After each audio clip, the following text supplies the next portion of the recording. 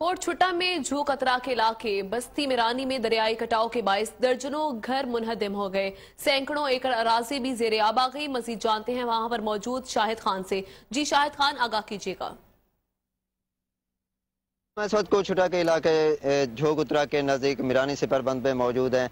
यहाँ पर बताता चलूँ कि दरियाई कटाव से सैकड़ों ज़ेरे कास रकबा ज़ेरे आब आ चुका है, जबकि दर्जनों मकानात मुनहदम हो चुके हैं और इलाका मकीन अपनी मदद आपके तहत नकल मकानी करने पर मौजूद हैं मजबूर हैं। जबकि ये इंतजामिया DCO ने यहाँ का दौरा किया तो DCO ने भी इनको कसूरवार ठहराया कि आपका कसूर यह है कि यहाँ पर आप क्यों बैठे हुए थे, जबकि इस सिलसिले में उन्होंने इनके रिलीफ के लिए किसी किस्म के इकदाम और कोई इमदाद का ऐलान नहीं किया।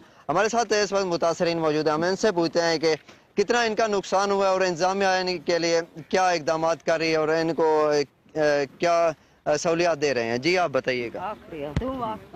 हाँ तो ये कितने थे सारा दरिया है, जरा सारा सामान सब चीज लौट गई, सारी कशा नहीं रह गई।